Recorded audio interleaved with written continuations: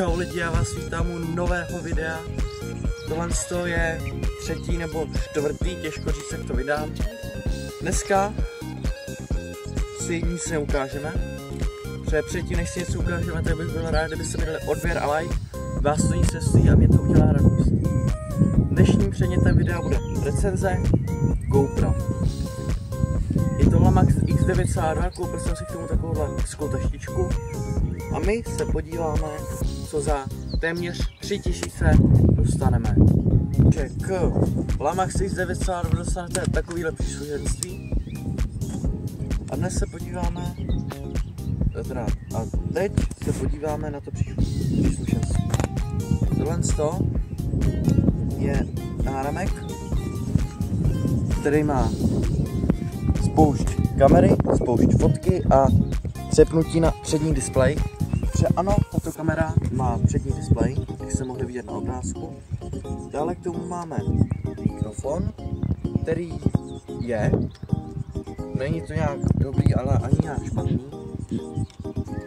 Dále zde máme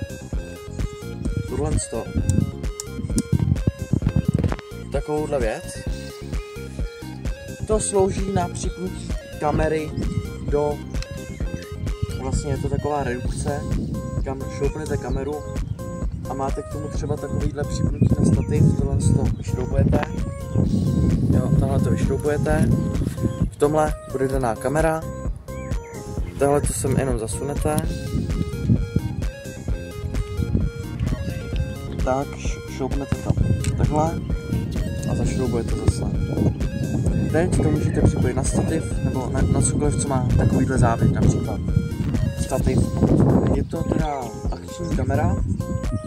Kamera má rozlišení 4K, Full HD a všechno pod 4K. 4K to dokáže natáčet maximálně při 60 fps. Čím nižší kvalita, tím vyšší fps. Například při Full HD to je 120 fps, což bych řekl, že je dobrý oproti telefonu, na který teď natáčím, který má 30 fps.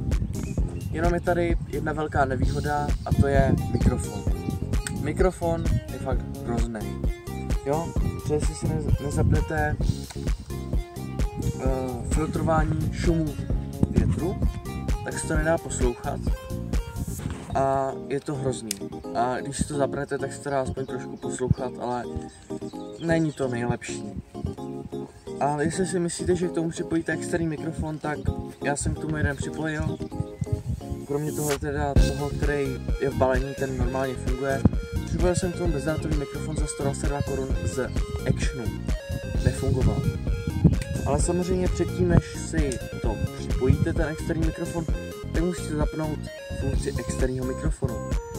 Nýbrž ne interního, protože to je mikrofon v kameře, který je hrozný. Ale samozřejmě existuje taková redukce, nevím, jestli to bude fungovat i na Lamax kameru, je to taková GoPro věc za 2,5 tisíce. Vlastně to připojíte do toho USB-C a můžete k tomu připojit mikrofon, který je do jacka, nebo USB-C mikrofon, myslím. A nevím, jestli to je kompatibilní s Lamax kamerou, to musíte zkusit vy, protože já jsem socka, nemám 2000. Nebo teda mám, ale si na počítač. Dále tady máme takovou ležinu s dírou z nějakého důvodu. Zde tak máte samolepku, tohle červený, pod tím máte lepící plochu, tohle můžete přilepit na sklo, na helmu například, a jak chcete. A do toho pasuje tahle ležina. Funguje to naprosto stejně jak ten závit na tu. Co jsi tam udělal kamerama, ne? Nic. Jestli zjistím, že to je špatně natočil. V podstatě to funguje stejně, stačí ten vlastně šroub, tak je kompatibilní s úplně vším příslušenstvím, co tady je. Takže vezmete kameru, dáte si to v tom držáku, vezmete, tohle máte někde přilepený, vezmete to takhle, jo. Tohle to vezmete, dáte to sem a zasvaknete. A teď to tahle drží, nevypadne to. A jestli to chcete dát, když tak takhle máčknete a to vyjede. A k tomuhle, ty samolepky, tak jsou ještě další 2 samolepky do tohohle kulatýho, jo. Ten má tady i zdířku na stativ, jo. A ještě tady do hranatého, který jsem vám ukazoval. Dále tady je nabíječka, nabíjí se to normálně přes USB-C. Můžete si k tomu dokoupit jakékoliv baterky, například jenom tuto. Můžete si ji dokoupit i víc, jak chcete. Dále tak tady je tohle, to je to vlastně ta lyžina. To je vlastně to do té lyžiny, akorát to není jakoby ohlí, protože tam to ohlí tak bylo na jakoby redukce na autokameru. Dále tak tady máte třeba tohle prodloužení, jo. Další lyžina, ale ta už není nalepovací. To vůbec nevím čemu, já si někam přilepíte magnetem na tvrdo. Dále tak tady je zase další redukce, prostě prodloužení. Další prodloužení, v podstatě si z toho můžete udělat takovou žirafu.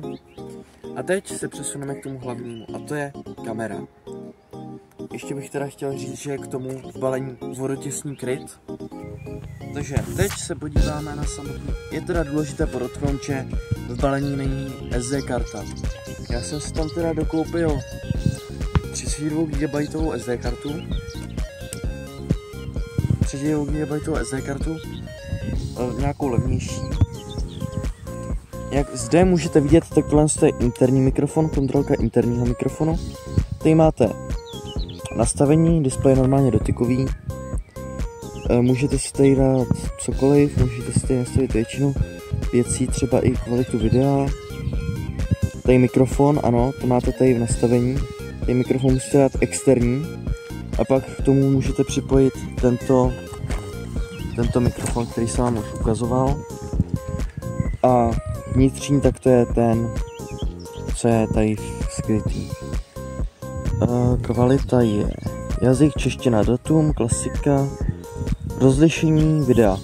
Jak vidíte, máte tady 4K při 60 fps, 30, 2,7K při 30, 180p neboli Full HD při 120 fps, pak dále při 60, 30, pak tady máte 720p, to je například pro něco, to má 240 fps, to je pro ti, co chce mít hodně fps, ale nechtějí mít zase tak dobrou kvalitu.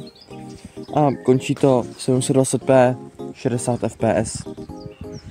Dále, tak zde máme vlastně jakoby tento přední displej, který se přepneme tímto tlačítkem.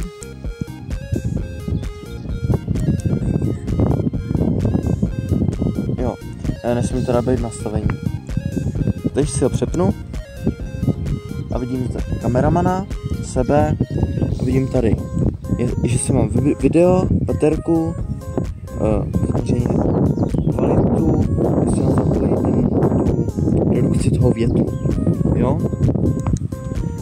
Dále tak zde máme například, nejde teda zoomovat, dále zde máme například Wi-Fi připojení přes speciální aplikaci. Nestačí tam napsat Lamax, já jsem tam napsal X9,2 a našlo mi to, jo. A pak si to můžete třeba sdílet, jestli to chcete mít jako schovací kameru nebo nějakou špionážní, nebo si můžete přetahovat fotky a videa, ale není to nejrychlejší. A vlastně to je tak trošku jenom bonus, jenom pro ty, co chtějí. Když dám nahoru, tak se vypne mikrofon, tady s tou šipečkou. Zde pod touto krytkou máme baterii, kterou můžeme v klídku vyjmout a nahradit jí jinou, například touto, která je nabitá. Dále zde máme mikrofon, přední displej a kameru. Je tady i hadřík dokonce v balení. Na druhé straně máme micro HDMI pro přenos jakoby obrazu třeba na televizi nebo jak chcete, USB-C na nabíjení a externí mikrofon a SD kartu. Dále nahoře máme tlačítko menu, kde si můžu překlikávat mezi, teď tam je fotka, anebo video, jo. Nebo třeba i když ho podržím dlouho, tak se vypne. Takže když ho podržíte dlouho, tak se zapne. Nebo zde máte i nastavení fotoaparátu a tak dále. Když podržím pouštěcí tlačítko, velké červené, tak se mi tady ukáže, co chci, jestli chci Wi-Fi mod, můžete ji normálně takhle přejíždět těma šipečkama, jestli normální video, low, race, můžete si to pročíst. Jo, různé věci a pak s tím děláme pár fotek, které vám střihnu.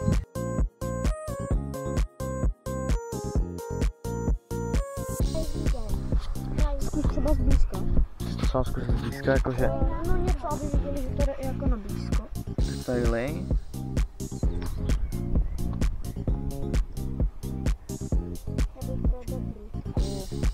Ultra širokouhlý objektiv.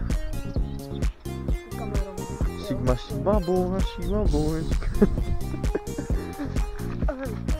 Tak a to bude pro dnešní video asi vše.